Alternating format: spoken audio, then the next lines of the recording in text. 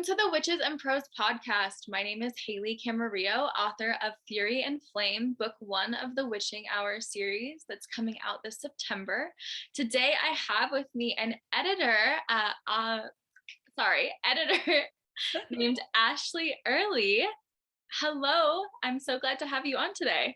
Hi, thank you so much for having me. I really appreciate it. Of course, I'm really excited. You are the first editor that I have interviewed, so this is going to be really fun to kind of go through some different questions today than what we have been doing in the past.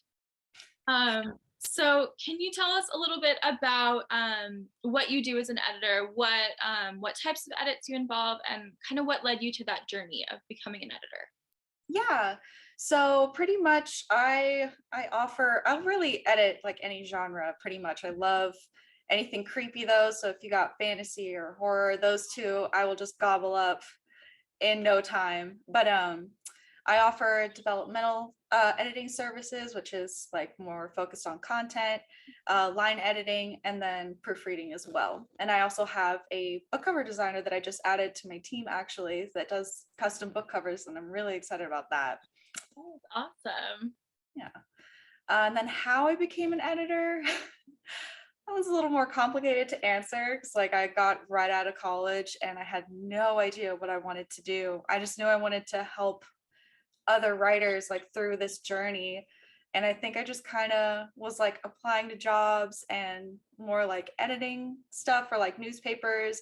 Didn't get a call back from any of them. It was like a whole disaster, so I ended up just like diving in and like starting my own book editing company out of nowhere.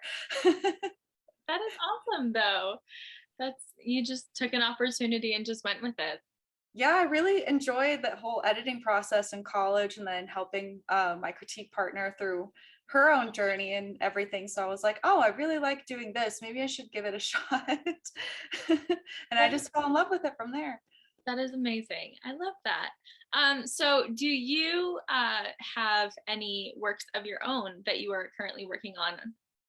I do. And I published a guidebook actually this last week on how to show, not tell. But I've been working on a horror novel for like the last 2 years, I want to say.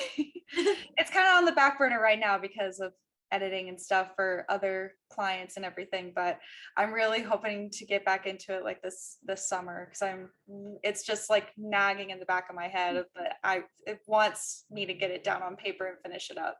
Oh, that's so hard. I can't imagine like having to balance that. That must be a lot. Like having to just, put your baby aside, but also, It's hard because I miss the writing aspect, but I have so much fun helping other people get through those stages to finally put their book out there. That like it just brings me so much more joy, and then I forget about my own work in the process because I'm like, oh my god, look at these people that I helped. They're like, their book babies are out in the world, and then mine is just kind of like, my horror novel's like, why are you neglecting me? I'm here too.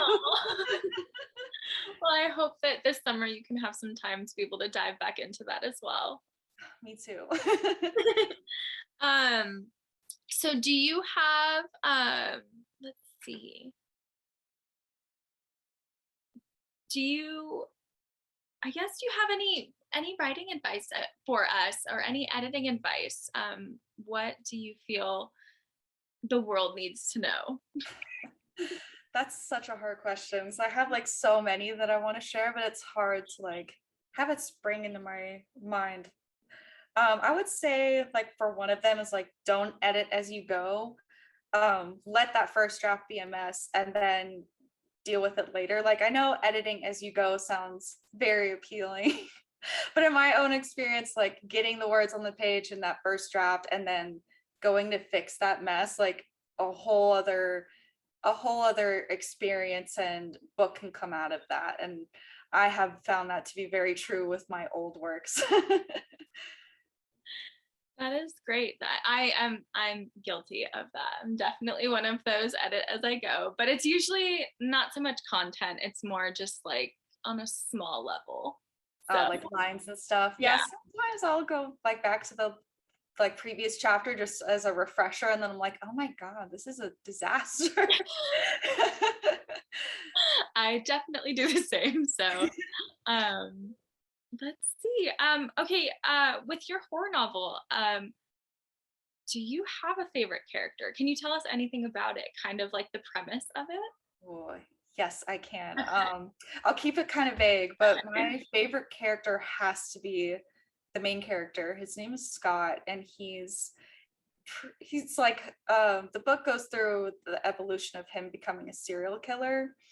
So I just that creepy aspect again, like I watch so many true crime documentaries, and like I love horror movies, so, like all of that just like was a very interesting thing to dig into of like, how does this happen, where can I take this, like what's his mo, like it was fun to like write my own like true crime kind of, but like from the perspective of the killer.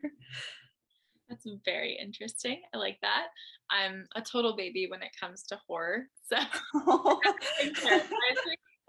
um, but it sounds really cool. I especially seeing it through the serial killer's eyes, because you always see it like from the victims, like, or not the victims, but you see it from the outside, like focusing on that Yeah, side. like from Watching, a detective or yeah, something like that. Like I've enjoyed playing around with like the theme of um are killers born or are they made? And then I really wanted to play with um how if a person can be a killer and also maintain a normal life.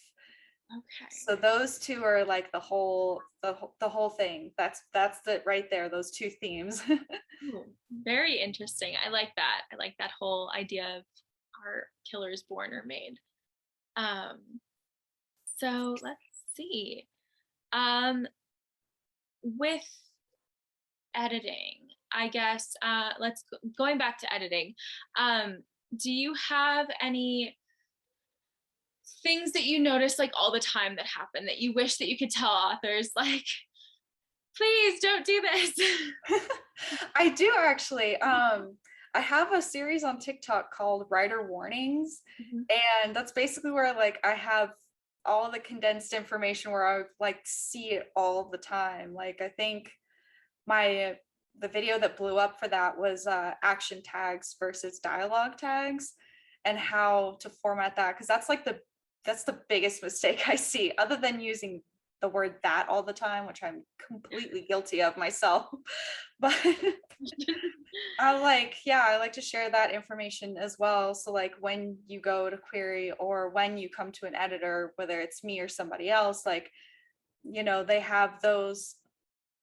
they have something where they can be like, okay, at least like maybe the content's not where I want it to be, but these elements, the grammar, punctuation, and all of that is up to par.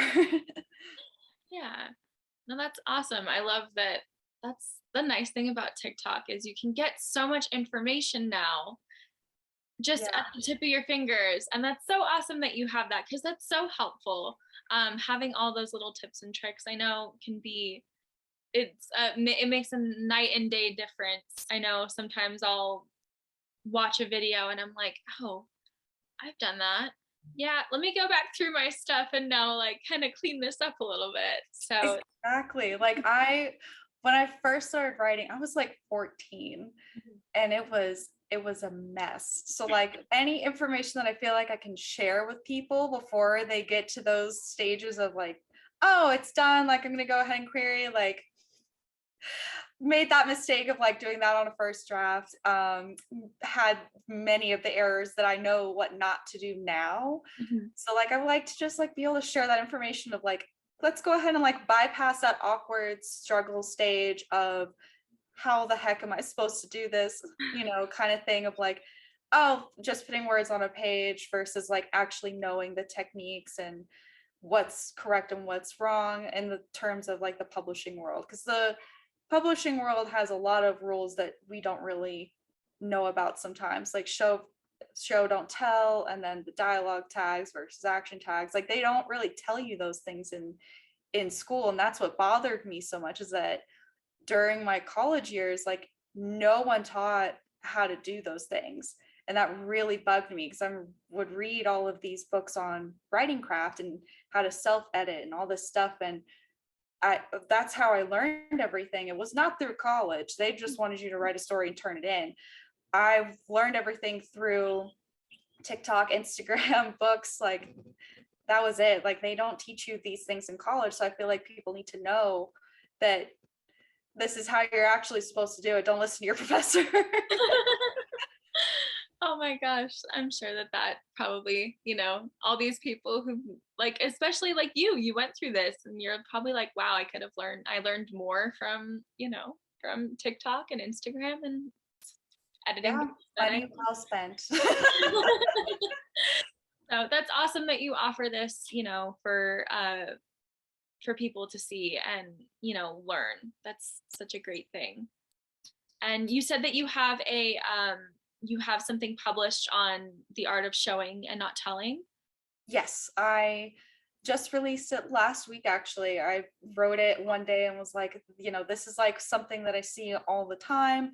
I want to be able to outline everything that involves show, don't tell, like where it comes, how you can display it through emotion, how you can display it through your character's eyes as they take in scenery, things like that, to be able to help them move along in the process when they go through and do those revisions. Awesome. And where can we access that? You can access it on my website. I also have it available pretty much where any ebooks are sold. So Kindle, Kobo, Apple Books, stuff, everything like that. So Perfect. And what is the name of that? it's called the Show Don't Tell Guidebook for Writers. Perfect. Well, that is super, super helpful. I know that, let's see. I feel like we've gotten through all these questions real quick.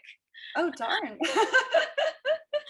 I'm so sorry. I talk very fast. I mean, you've been so great with and like really informative with them. Do you have any other little words of wisdom, snippets of advice, you know, anything that you can offer us? Gosh. Oh gosh, me being put on the spot with another thing of advice. I'm sorry. Fine.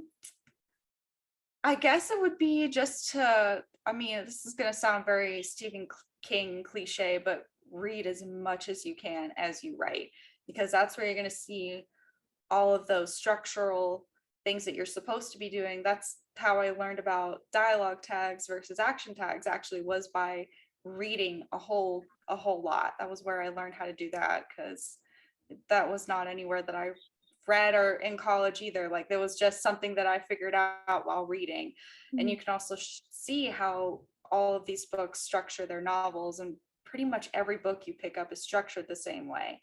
So reading is like a big part of that. And I wouldn't say like read within your genre. So if you're writing fantasy, I wouldn't just read fantasy.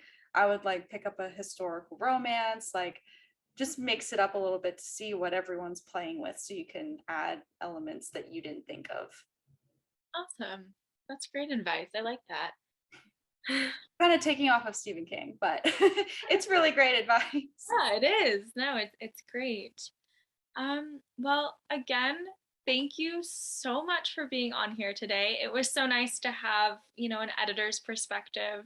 And again, everybody, you can pick up her published book about showing and telling on Amazon and other places that ebooks are sold.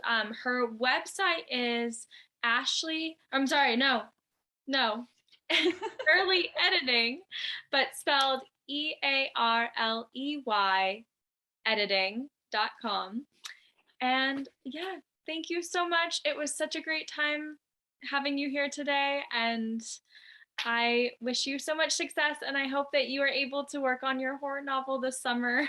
Thank you so much. I will definitely be picking up your book when it comes out in September. Yes, September. Oh, I can't wait. That's gonna be so fun. I need like a witchy read around that time for Halloween, so yes. That's perfect. Thank you so much for having me. No problem. Thank you. And again, this was Witches and Prose podcast. It was so great having you guys.